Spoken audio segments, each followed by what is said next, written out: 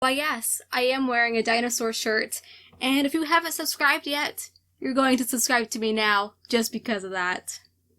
Because you like dinosaurs. So September looks pretty flush with very good looking book releases, and I'm pretty excited to see how some of them turn out. Hi everyone, my name is Holly, and today we're talking about some top book releases I'm excited about in September 2020. We have adult and some YA fantasy, and even some horror and thrillers. Subscribe if you want to see more. I do these every single month. And leave a comment about which new release excites you the most. You know, get your reader blood pumping. Starting off on September 1st, there are 4 books coming out on that date I'm most intrigued by. The first one leading the list is The Four Profound Weaves by R.B. Limberg. This is the first novella in a new speculative queer fantasy following 2 transgender elders who must learn to weave from death in order to defeat an evil ruler who murders rebellious women and hoards their bones and souls. This sounds like it is a complex, culturally diverse world with a range of LGBTQ+ characters that I am not upset to see take root within the book world. This is definitely a book that is releasing very quietly, and when I learned of it, I knew I wanted to mention it here because it almost gives me like Dante's Inferno vibes. Night of the Mannequins. This is a contemporary horror story where a teen prank goes very wrong and all hell breaks loose. It promises the question, is it a supernatural cause? Or a psychopath on the loose, or both. This sounds like it's going to be a great spin on the little subgenre of contemporary horror, with the little injection the story gives with a possible fictional twist, and a pretty intriguing title. I mean, like, is it going to be Five Nights at Freddy's? I don't know. But it will be a great Halloween read. That's probably when I'll be reading it. Up next is Queen of Volts, The Return to the City of Sin, where the final game is about to begin. It's the 3rd installment within the Shadow Game trilogy. It's full of gambles and shambles, very Las Vegas-esque, or more like Fallout New Vegas, since it's full of crime and gangs. I thoroughly enjoyed my time with the first 2, and I'm curious to see how Amanda Foody ends this story. She just has her own moody aesthetic when it comes to her worlds and storytelling, and I expect her to wrap it up with a freaking black bow. And then we have A Dance of Fate coming out on that date. This is the stunning sequel to A Harp of Kings, and I say stunning because this series is blessed with really pretty covers, and I'm honestly disappointed in myself that I haven't started the first book yet, because I really want to. So in this one, we have a woman who is a bard and also a warrior. Her and a group of characters go on a quest to search for a magical harp. There are fey realms, kingdoms, and forests with terrifying creatures. Apparently it's nothing that's supposed to be terribly paced, but a book you can relax and vividly picture everything being described to you. I just really need to read it now because that sounds great. Finally, moving on to the 4th, we have Crown of Bones by A.K. Wilder. So this one might steal your heart. It actually really sounds like a bit of an old school YA fantasy with a couple modern conveniences, such as a different kind of magic system. We have a young girl who is just a lowly scribe, not meant for anything, but it sounds like she's actually the chosen one, so to speak, meant to save everyone. That's really all I know about it. I'm actually cautiously optimistic about this one, but I do really like the cover and the magic involved, so I got my eye on it for that alone. Moving on to September 8th, we have 2 fantastic sounding fantasies coming out, and the first one leading the pack is The Boneshard Daughter. So this is a debut adult fantasy coming from Orbit Books, my love, that I have actually already read, and I will be doing a Should You Read It episode for it around its release date, so be sure to turn on my notification bell so you don't miss it. This story has so much going on for it. Yeah, it's a fantasy, which the magic system is very similar to The Magic in Foundry Side by Robert Jackson Bennett, which I'll dive into more in my official review, but it's also a mystery at its heart. The hype for this one is so freaking strong. And is it good hype or bad hype?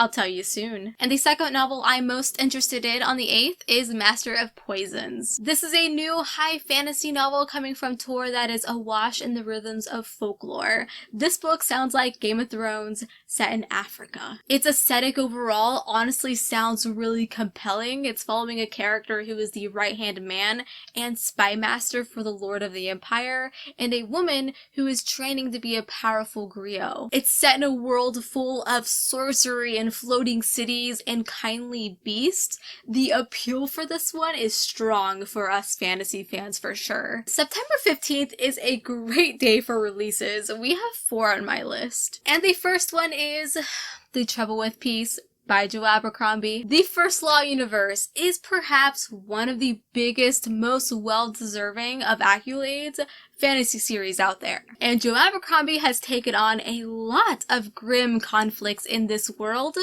so why not keep writing in it? I don't mind. So this is the second novel in the Age of Madness series, technically book 9 in the First Law universe. Yes, I highly recommend starting from the beginning.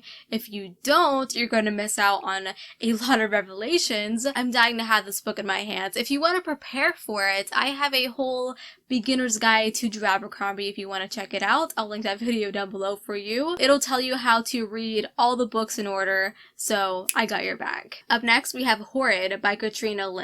This is just a flat-out creepy but beautiful looking cover. Horrid is a haunting contemporary horror novel that explores themes of mental illness, rage, and grief, twisted with spine-chilling elements of Stephen King and Agatha Christie. Wow, that is one hell of a way to sell me a book. I'm actually really excited about this one, more than I typically am for a YA horror, but I love horror that takes place in an old mansion. It's probably why I loved Mexican Gothic so much. To Sleep in a Sea of Stars. This is a brand new epic sci-fi from the famous Aragon author himself. It's a book that promises a lot of momentum. From a story perspective, it sounds very engaging, taking a realistic avenue of what actual human contact with aliens would be. And from what we heard, and also what we know of this author, we can all expect this new story can just be improved upon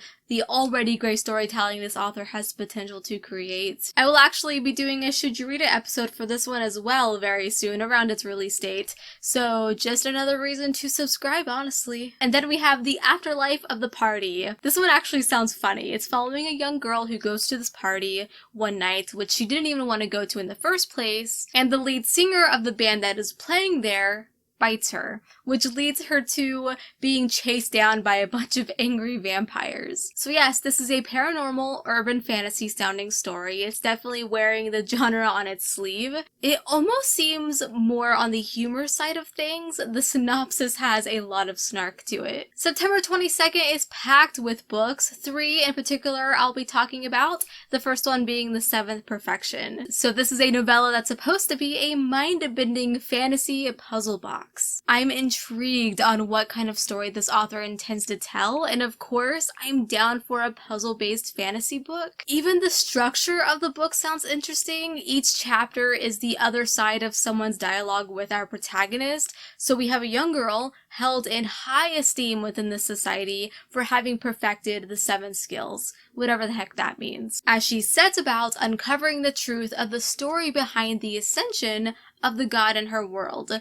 It definitely sounds like a nice change of pace in the fantasy genre. Up next, we have Dead Man in a Ditch by Luke Arnold. This is the sequel to The Last Mile in Center City, and I'm so freaking excited for it. Not only is it written by an actor from the TV series Black Sails, but I loved the first one. I have 2 video game comparisons for it. It's a mix of LA Noire and The Wolf Among Us. So if you have played and enjoyed those 2 video games, I highly recommend checking this one out.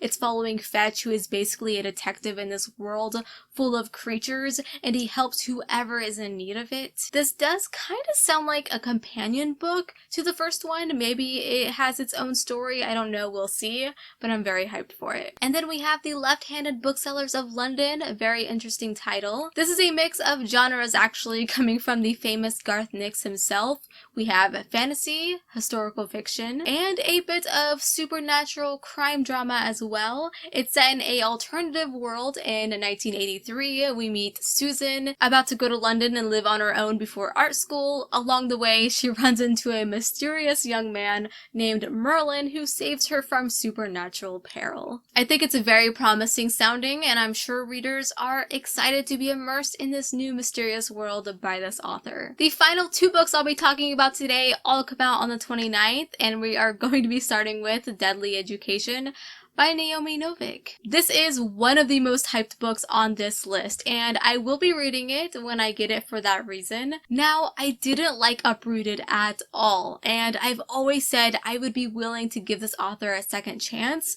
and this one honestly sounds more up my alley than Uprooted, so fingers crossed. Especially with it being sold as a super modern, female-led Harry Potter. Like, you definitely have my attention. Let's hope Naomi Novik can capitalize on her success of Uprooted and build something even greater here. And the final book I'll be talking about today is Burning Roses. Another book I have read actually. It's a queer Asian adult fantasy following two old women, Rosa, resembling Little Red Riding Hood with a rifle in her possession, and the other named Hugh, who kind of resembled Robin Hood. They both enjoy sitting on their front porch, smoking pipes and digging insults into each other, and protecting the land from giant killer firebirds. I think this book is important. We don't see many older queer novels, and on top of that, we have fairy tale retellings times 1,000, including Goldilocks and Beauty and the Beast. And it's all packed into this very short novella. Alrighty, so those are all the books I am most excited for that release in September and I think are worth paying attention to.